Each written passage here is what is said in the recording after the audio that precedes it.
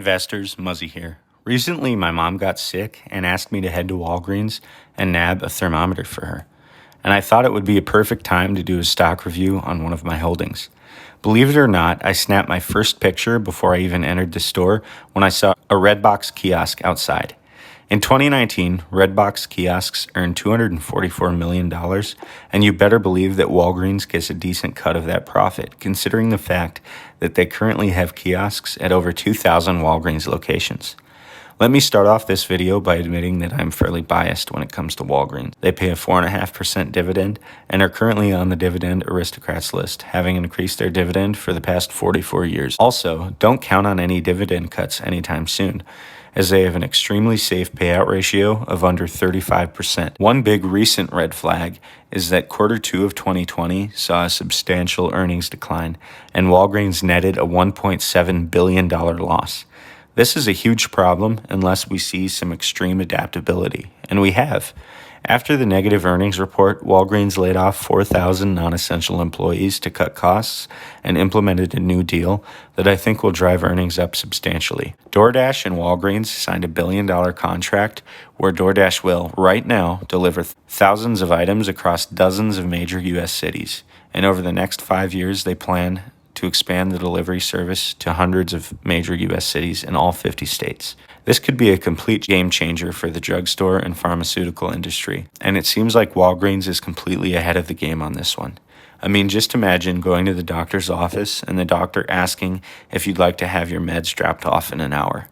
I could see this driving earnings up substantially over the next few years, and it seems as though Walgreens is wanting to get into the online commerce and delivery space anyway, as they have additional partnerships with Microsoft and Adobe, which is helping them utilize AI technology to advertise and target potential customers.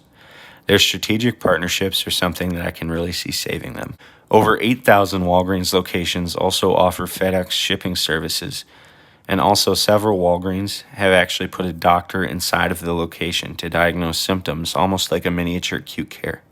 Several Walgreens locations also have Sprint stores inside of them where the cell phone provider pays Walgreens a commission to operate inside their stores.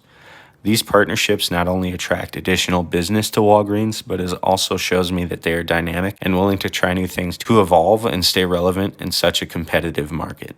Walgreens Boot Alliance also owns other companies such as Donna Reed, which is huge in New York City, several beauty and health brands, and even Alliance Healthcare. I could really see Walgreens with their new Microsoft and Adobe partnership really getting into the healthcare business to levels we haven't seen quite yet. I'm going to be brutally honest. If Walgreens continues to post substantially negative earnings, I'm going to bail. But this is the first negative quarter in years, not to mention several large and thriving companies reported negative earnings with the Mexican beer situation going on. Walgreens' stock price has halved over the last few years, while earnings have remained relatively the same, aside from the most recent quarter.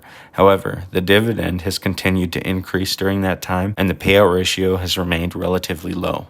This is a great sign that the company is undervalued, and if you reinvest the dividend over time, you just get a larger and larger portion of the company.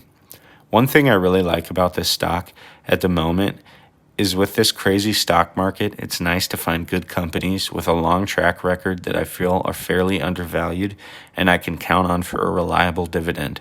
And Walgreens at a 52-week low definitely makes this list. Now, this isn't a company that I claim will outperform the market long term or one that you'll see any crazy gains on.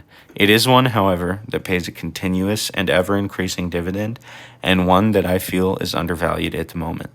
As always, do your own research. Bad advice is given for free, and never jump into an investment without a second opinion. Thanks for checking in today, and if you enjoyed the video, please consider liking and subscribing. It helps out the channel immensely.